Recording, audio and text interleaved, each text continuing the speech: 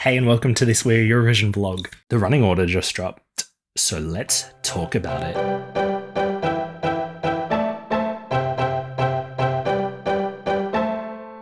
So the grand final running order has dropped out just before I'm really starting to get ready to travel, which is good, which means that I get to at least record a vlog very quickly. The running order is Norway, Luxembourg, Estonia, Israel, Lithuania, Spain, Ukraine, United Kingdom, Austria, Iceland, Latvia, the Netherlands, Finland, Italy, Poland, Germany, Greece, Armenia, Switzerland in number 19, which we already knew, Malta, Portugal, Denmark, Sweden, France, San Marino, and closing will be Albania. I feel like that opening run is crazy. Norway opening, it felt like a choice that they could have made, but it also sort of, to me, right, Norway kind of opening the grand final very much is going to kill it. There's other options within the grand final, really,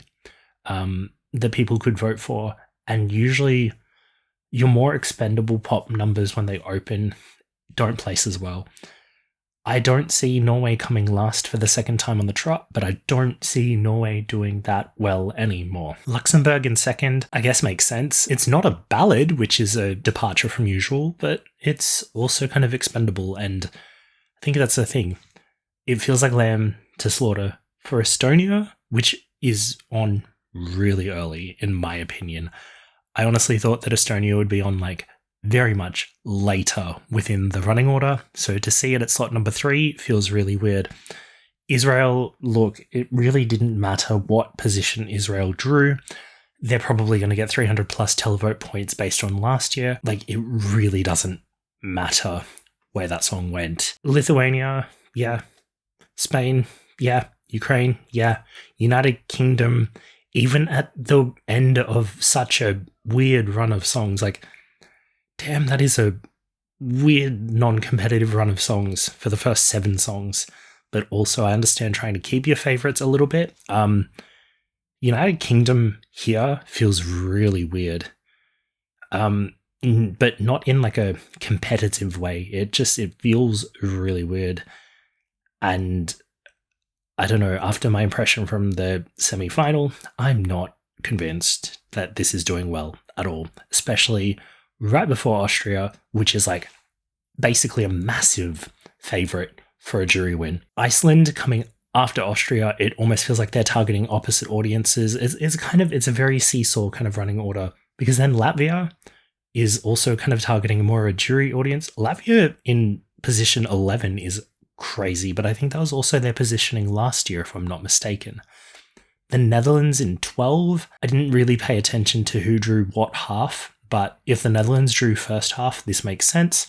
If they drew producer's choice, you do have to still put some of your favorites in the first half to kind of balance out the running order. That's the entire idea behind the producer's choice category, really.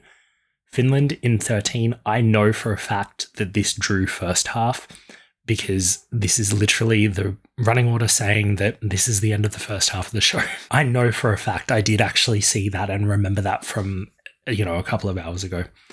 Italy, 14 after that, yeah, it'll find its audience. Everything in the kind of 14, 15, 16 run, never usually favorites to win the show, and they're kind of just almost sort of padding out the show. I don't think Poland is a favorite to win, but I think that Poland is going to be iconic. It kind of keeps your attention going throughout the show.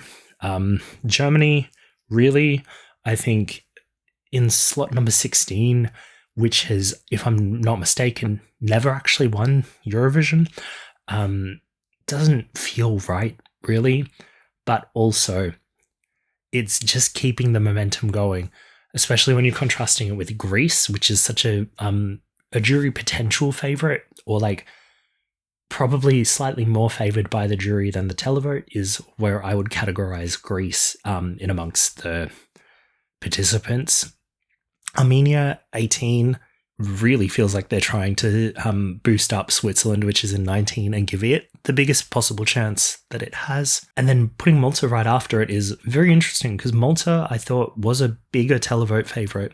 But then you've got Portugal as a cushion there. But like not in a bad way. Portugal between Malta and Denmark is really going to pop. I think that that's basically what they're trying to do with anything that they think has a chance. They're really trying to make it pop.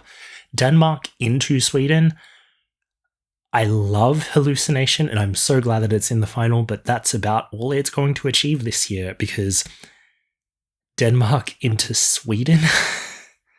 Look, basically anything that went on before Sweden or after Sweden, if it was like anywhere near the up-tempo category, was going to probably not pop whatsoever because, well, Barabastu is the it girl of Eurovision 2025.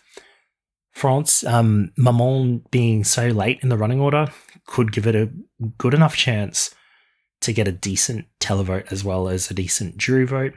But I personally think Switzerland still gives you a stronger impression and like a stronger memory.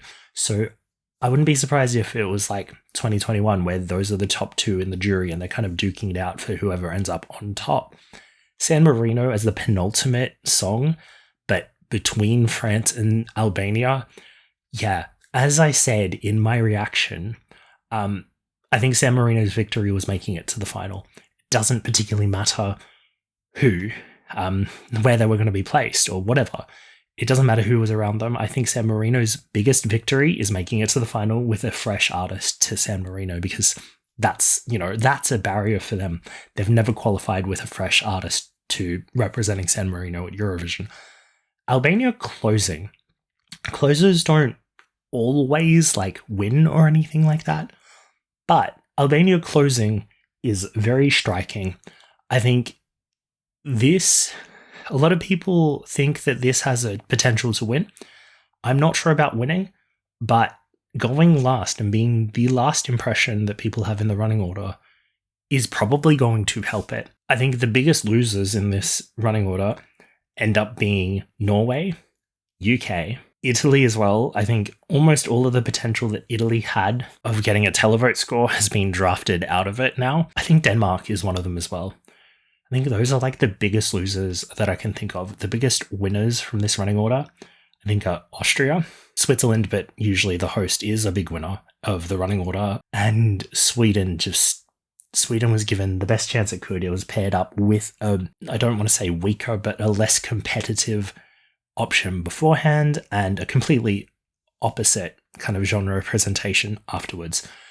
And also Albania going last really helps it pop, I think, in the running order. I'm going to do a listen through in this order, but like after this video anyway. So look, thank you for watching this video. Please like and subscribe and see you next time.